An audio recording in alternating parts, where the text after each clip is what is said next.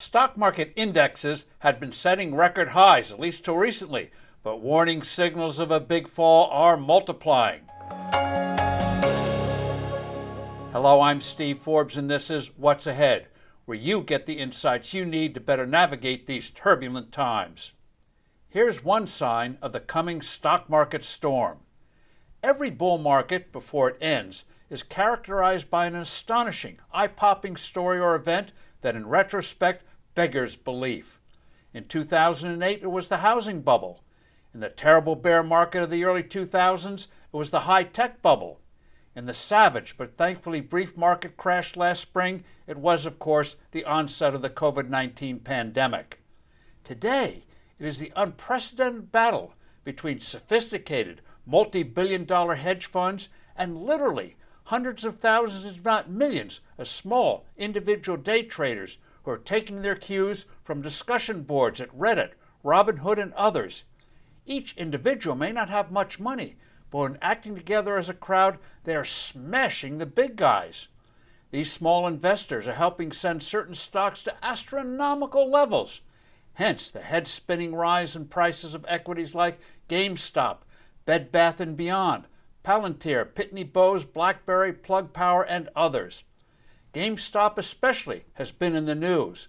It is a floundering brick-and-mortar game seller that hasn't had much success online, but nonetheless zoomed from a low last year of $2.57 to well over $300. As we speak, who knows where it is?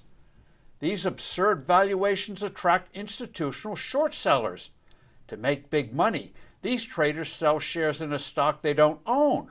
They borrow the shares from brokers or others for a fee and then hope to buy them back at a lower price. Let's say you borrow and then sell 1,000 shares of XYZ widgets at $10 a share. You get $10,000.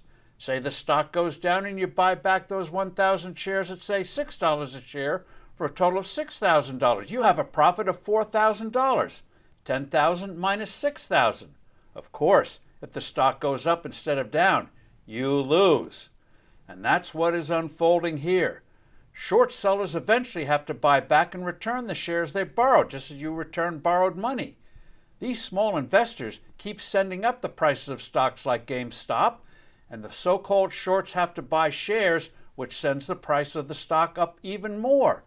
In market parlance, this phenomenon is called a short squeeze. But here we get another twist. The number of shares that have been shorted in a company is public information. So small investors are ganging up to create a short squeeze in companies that have been targeted in a big way by those short sellers. It's madness. It won't end well. But when? As those battered short sellers can attest, no one knows. I'm Steve Forbes. Thanks for listening. Do send in your comments and suggestions. I look forward to being with you soon again.